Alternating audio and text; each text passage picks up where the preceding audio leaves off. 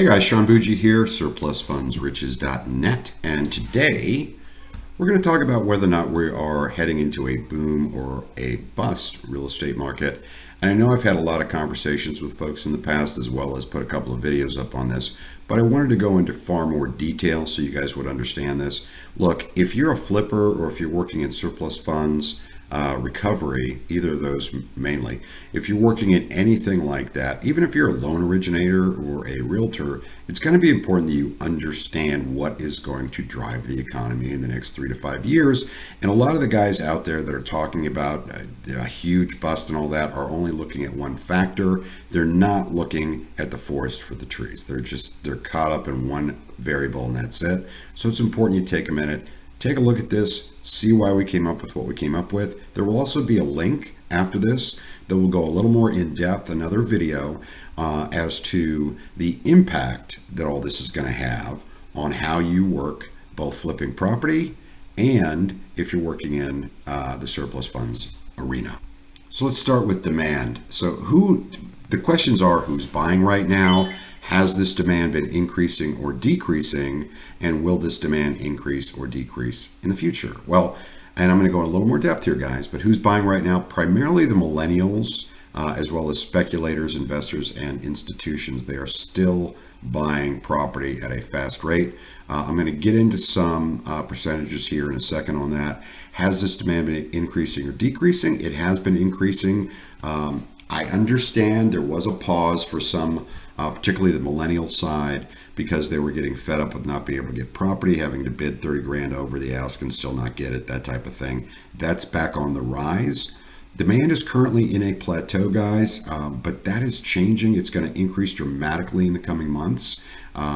Also, I want to point out there's a big thing to consider, and that is the demographic side of this, which is the millennials versus the baby boomers. Now, the numbers, 37% of millennials own homes, and they are at home ownership age. Guys, they're getting to the point where they're getting married, they're having kids, they want the American dream, they want the house. And we're talking about a group that is larger than the baby boomers, okay? They've also recently been changing their spending habits. They're not spending everything they make anymore, and they're taking a closer look at their finances. So that's going to really impact their ability and their desire to own a home. Also, and this one I can't make a big enough deal about this, guys. This is huge.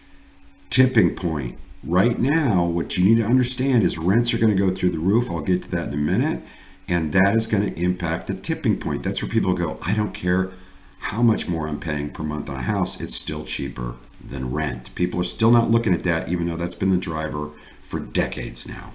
All right, so supply. And I'm not a purely supply side economics kind of person, particularly in this type of in real estate. But who is selling right now? New construction is down, guys. New construction is down because of the cost that make it associated with building, and because a lot of municipalities have actually put the kibosh on new construction permits being pulled, a lot more than you think.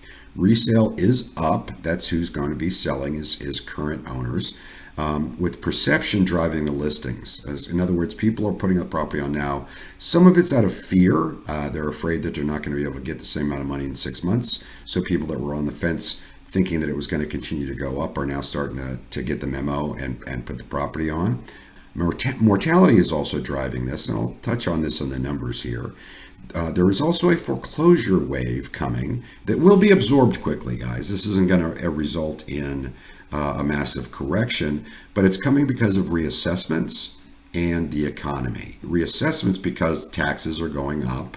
Taxes are going up. They're reassessing the value of property. So that means the taxes are going up. Well, that means people that have a free and clear house are going to pay more for taxes. It also means people with a mortgage are going to pay more because mortgages require that you put taxes, you actually escrow that in your payment. Have they been selling at an increase or a decreasing pace? Well, the resale market is increasing now. Number of sales and new construction is down. New construction is down, but resale is going up. That makes up a small part of the market. The new construction does. Will this supply increase or decrease? Guys, it's going to continue to increase, and that's great because so is the demand. So we're going to come into reality here, where we're going to see 5 to 7% appreciation instead of 20 to 25. Supply will increase in the resale market and because of mortality, I'll get to that in a second, and in the foreclosure arena, it will decrease in new construction. So there will actually be a net increase in inventory to choose from. Numbers: 78.6% of the baby boomers own a home. Listen to this carefully. Almost 80% of baby boomers own a home.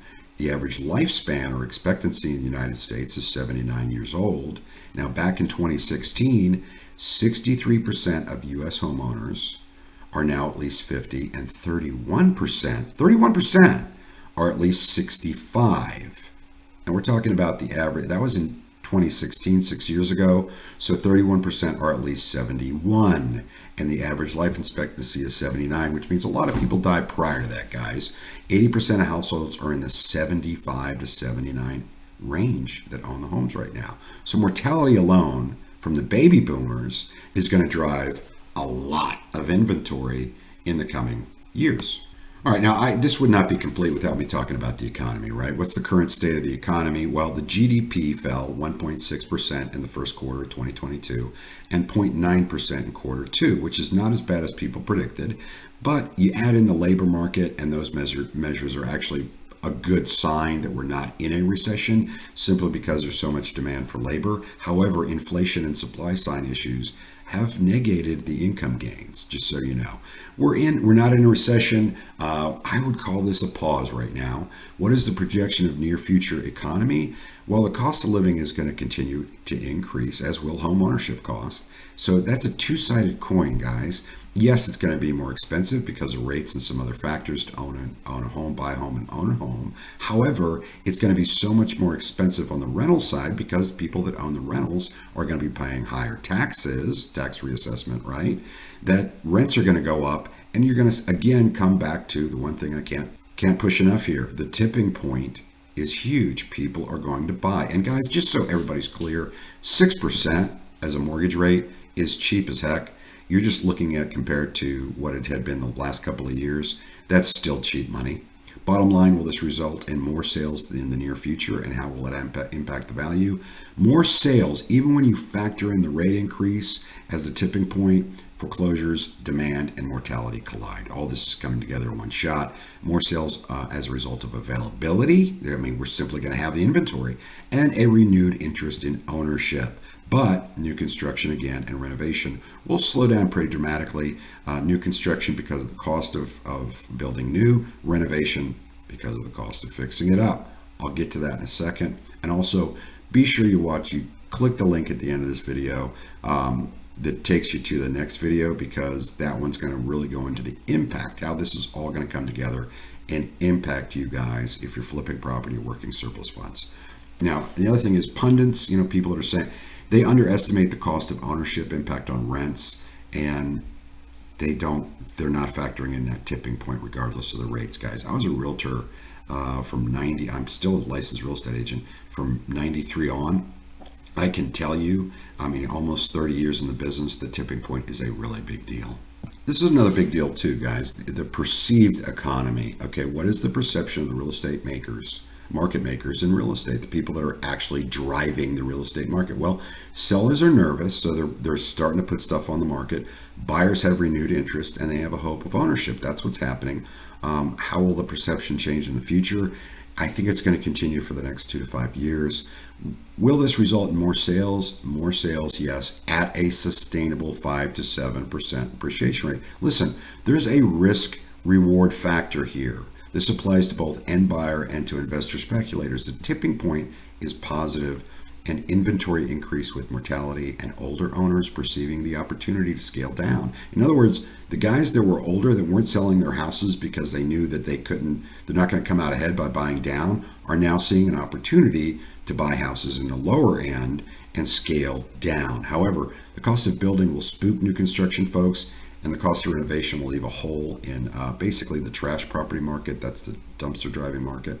And that's what we've always pushed. That's going to be huge, starting in using our deed flip program. You can get that at surplusfundsriches.net. Using our deed flipping programs, we go after dumpster dive, the crap. And that's going to be huge starting first quarter of 2023. So the recap. Both demand and supply will increase, guys. Tipping point demographics are the main drivers, obviously. Sellers will be in a more traditional market, meaning they will have to fix it up to sell it. Inspections will be the norm, and good faith money or due diligence fees are going to come down out of the stratosphere. Buyers will be upping their savings to increase the down payment, or probably more frequently, buy the rate down so they can afford a nicer home. The new construction market will be very small with shrinking profit margins, which will drive down vacant land a bit. Vacant land's going to probably take a little bit of a hit here over the next 3 to 5 years. Resale property will, in fact, be the norm. We're looking at an aging population and rising mortgages and tax bills thanks to the tax reassessment, and that will increase inventory for resale, tax, and mortgage foreclosures will be a big part of that. Dumpster diving, going after rough property, as long as investors are smart and flip to the flippers, will continue to be the most profitable segment of flipping. I hope this has helped you guys. I know it's kind of hard to pull all this together, but I'm looking at this with almost 30 years real estate experience, and I'm telling you, we are not in a bubble.